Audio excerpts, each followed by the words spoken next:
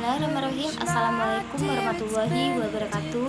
Nama saya Desi Sasmilawati, NIM 1051946 dari Fakultas Syariah, jurusan Ilmu Pemerintahan, kelas IP 3B.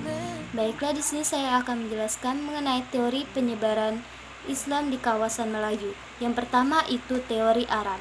Ada pendapat yang menyatakan bahwa Islam datang langsung dari Arab atau datang langsung dari Hadramaut. Sebenarnya, sudah ada sejak lama hubungan antara penduduk Nusantara dengan Arab sebelum datangnya Islam. Adapun bukti-bukti yang memperkuat yakni adanya aksara di Arab. Aksara yang ada di Nusantara maksud saya. Nah, dengan adanya sistem aksara yang ada di Nusantara yang merupakan saduran dari aksara Arab dan Timur, hal itu merupakan penanda bahwa telah terjadi interaksi hubungan antara kedua wilayah tersebut. Yang kedua, teori India.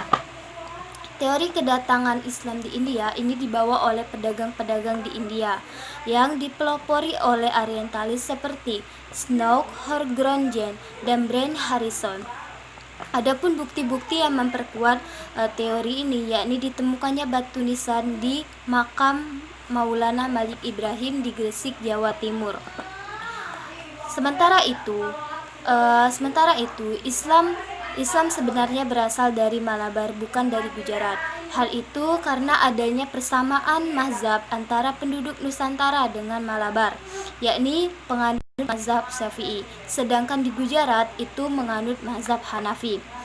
Ada pendapat lain juga yang menyatakan bahwa Muslim banyak di Pasai adalah orang-orang Bengali dan keturunan mereka. Islam pertama kali di Malaya dari arah pantai timur, bukan dari pantai barat. Pendapat ini dinilai lemah atau pendapat ini dinilai tidak kuat, terutama dalam hal angka tahun. Nama saya Rianda, NIM 1051943. Akan menjelaskan tentang teori Cina dengan Eropa. Teori Cina, terdapat juga teori yang mengatakan bahwa Islam dibawa ke Nusantara melalui negara Cina.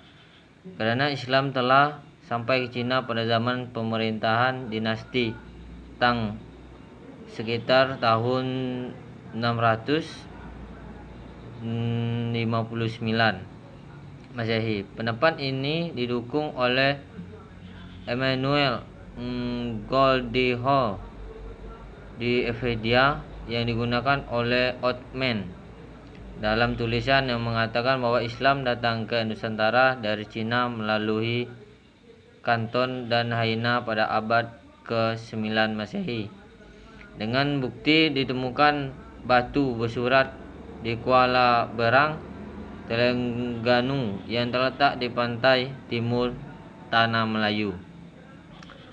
Teori Eropa, teori yang mengatakan bahwa Islam itu datang dari Eropa secara mutlak, berperang pada apa yang disebut oleh pengembara Italia Marco Polo, bahwa masuknya Islam ke Asia Tenggara adalah pada abad ke-13 Masehi di sebelah utara Pulau Sumatera. Dalam hal ini, mereka membatasi pendapat hanya pada perjalanan Marco Polo ke daerah tersebut yang terjadi pada tahun 1292 Masehi, dengan pendapat sebagai mana yang tertulis di dalam Ensiklopedia Dunia Islam sebagai berikut. Sesungguhnya semua penduduk negeri ini adalah penyembah berhala kecuali di kerajaan kecil Perlak yang terletak di timur laut Sumatera, di mana penduduk kotanya adalah orang-orang Islam. Sedangkan penduduk yang tinggal di bukit-bukit, mereka semua adalah penyembah berhala atau orang-orang biadab yang memakan daging manusia. Selanjutnya dikatakan pula bahwa karena penanaman ini sebelumnya kedatangan Marco Polo, maka hal ini menimbulkan tanda tanya Dengan demikian, itulah masa pertama yang jelas tentang adanya masyarakat Islam pertama di Nusantara.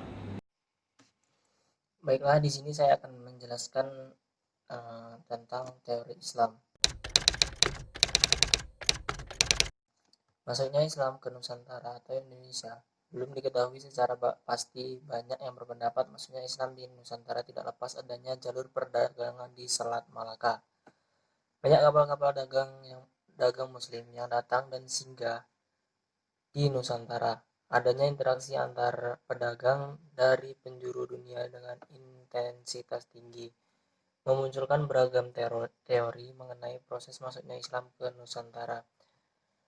Ada 3 teori mengenai masuknya Islam di Nusantara, yaitu Islam datang dari Gujarat atau teori Gujarat, yang kedua Islam dari Arab, teori Mekah, dan yang terakhir Islam datang dari Persia atau teori Persia. Yang pertama, Islam datang dari Gujarat. Islam masuk di Nusantara dipercaya datang dari Gujarat, India, di mana melalui peran para pedagang Muslim yang datang ke Nusantara lewat jalur perdagangan Selat Malaka. Yang kedua, Islam dari Arab atau teori Mekah. Dalam teori tersebut mengemukakan pada abad ke-7 di pantai barat Sumatera sudah ada perkampungan Islam. Hal itu didukung adanya jalur perdagangan yang bersifat internasional. Yang ketiga, Islam datang dari Persia. Pada teori tersebut, Islam masuk ke Nusantara abad ke-13 yang berasal dari Persia. Dalam buku sejarah Islam Nusantara, karya Mikhail Lavan, sejak awal Masehi, para penguasa di kawasan barat Nusantara berbagi budaya istana yang bercorak India dan mendapat keuntungan dari kehadiran para pedagang asing. Bangladesh adalah negara paling padat ke-8 di dunia. Ibu kota Dhaka juga merupakan kota terbesarnya, diikuti oleh Chittagong yang memiliki pelabuhan terbesar di negara itu. Penduduk Bangladesh terdiri dari berbagai kelompok etnis dan agama. Etnis Bengali yang mayoritas beragama Islam dan berbicara bahasa Bengali membentuk 98% populasi. 3 teori penyebaran Islam di Bangladesh telah bercokol lama di Bangladesh. Yang pertama melalui pelabuhan Chittagong, yang kedua Raja Perumal dari kerajaan pesisir Malabar, Tamil Nadu memeluk Islam saat Nabi Muhammad SAW masih hidup. Yang terakhir, setelah penaklukan Sind oleh Muhammad bin Qasim, banyak pendakwah yang berasal dari Saudi, Iran, Irak, Turki menjejakkan kaki mereka untuk menyebarkan Islam. Baiklah, mungkin hanya itu yang bisa kami sampaikan. Kami dari kelompok 4, lebih dan kurangnya kami mohon maaf. Kami akhiri, wassalamualaikum warahmatullahi wabarakatuh. Just me, darling.